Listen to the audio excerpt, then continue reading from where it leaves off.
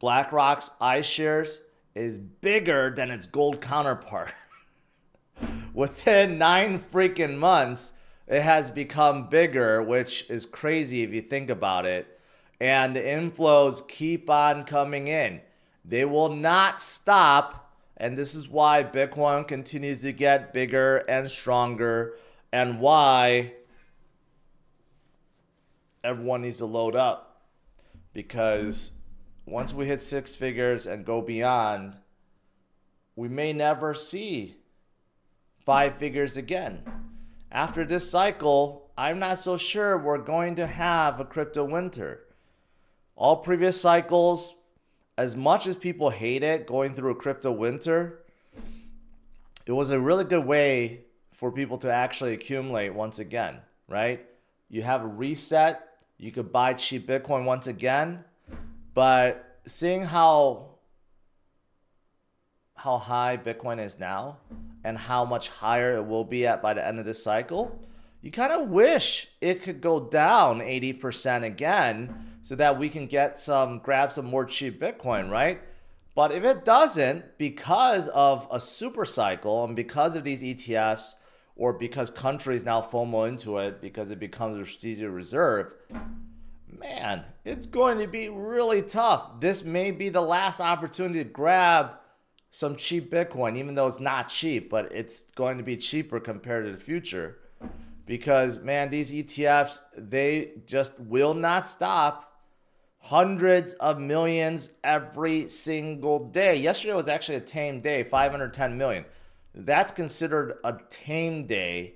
And as we move forward, we're going to see some plus 1 billion inflows. And it's just not going to stop. $5 billion of inflow in less than a week, in just 6 days. There's not enough Bitcoin to go around. That's the thing. Most people still don't understand that concept. Unlike stocks, unlike gold, unlike anything that's out there, especially fiat that could be printed anytime, you don't even need to print it. You know, the Treasury Department could just punch more zeros into their computer, and you know, magically there's more money at the banks. Or Federal Reserve does that, and then the Treasury could print it. You know, you can't do that with Bitcoin. Coinbase can't magically just type more numbers into their computer and then distribute out more Bitcoin to the ETFs. That's not how it works. You can't do that. There's only so much that's sitting out there on the blockchain that you can send. You can't create more Bitcoin out of nothing. So people just don't understand that. It's unlike anything else out there, right? And that's why everyone wants a piece right now. Institutions are leading the way. This is the only cycle where institutions are mass FOMOing. Okay? We have never seen this before. Some could argue this is good. Some could argue this is bad. Institutions FOMOing definitely means the maturity is here. Maturity in this space. It's not everyone. It's just a select few, but there's more. The fact that we have ETFs already shows that there is adoption, but it's just the beginning. However, some could argue this is bad because now there's less of it for retail investors because we have so much being eaten up by the institutions, right? So it's good and it's bad, but one thing's for certain, a lot of it is being taken up by these institutions, and I don't think they're going to stop. And if they keep on accumulating, again, this very notion of a super cycle that have always been speculated upon, we've always dreamt of it, like, oh, how awesome it would be to have these super cycles where we just keep on going up forever. That may actually happen this time around. But, you know, be careful what you wish for, because as good as that may sound, that we have these super cycles and Bitcoin will just go up forever, you just lose your opportunity to buy cheap Bitcoin. So whatever you have now basically is what you have forever. You're not gonna be able to buy a significant amount of Bitcoin going forward as it gets more and more expensive because more and more is being taken out of supply, which is kind of scary if you think about it. Even for me, I'm like, man, I want some cheap Bitcoin. And that's why, even Bernstein recently said, hey, just buy everything you can. We're going in a full bull market.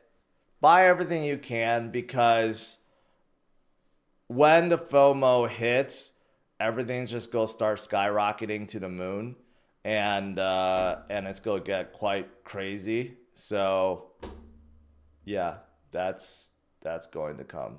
That's definitely going to come. Now, here's something interesting. And this may be shocking for some of you guys. I don't know if you guys been in the space. It may not be shocking, but for some of you guys, maybe. There has always been this rule for investors, which is really kind of silly if you think about it. The 60-40 rule for a portfolio. 60% in equities, which means stocks, and 40% in bonds. I've never understood the concept of buying bonds. It's like buying stable coins. They just don't move. You're buying bonds that pays out 4% yearly over a course of 10 years or 20 years or 30 years. It makes no sense to me. Okay. But traditionally speaking, that's how people did it, to preserve their wealth.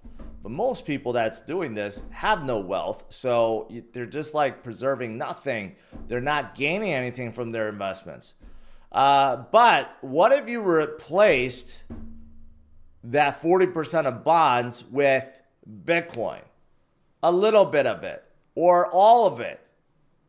This is showing what if you just replaced that 40% with 1% Bitcoin, 2%, 3%, 5%, and the one that's on the very top is if you replace 40% with just 10% Bitcoin and 30% bonds. You could see the difference in terms of your gains, okay, if you started in 2015. That's just 10%, guys, okay? Rather than 40% in bonds, you do 30% in bonds, you just put 10% in Bitcoin.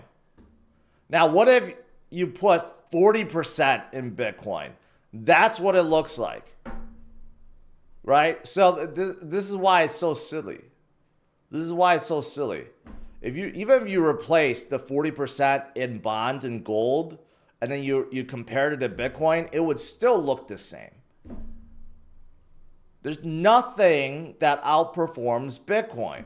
The argument that somehow Bitcoin is not a good hedge against inflation is out the window. Nothing out there is a better investment and better hedge against inflation than Bitcoin, because nothing out appreciates it.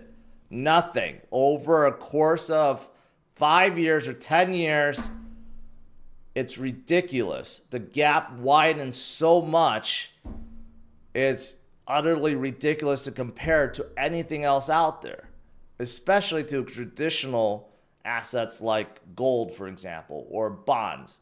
This is why you just load up on Bitcoin. It's the greatest way for someone to gain wealth.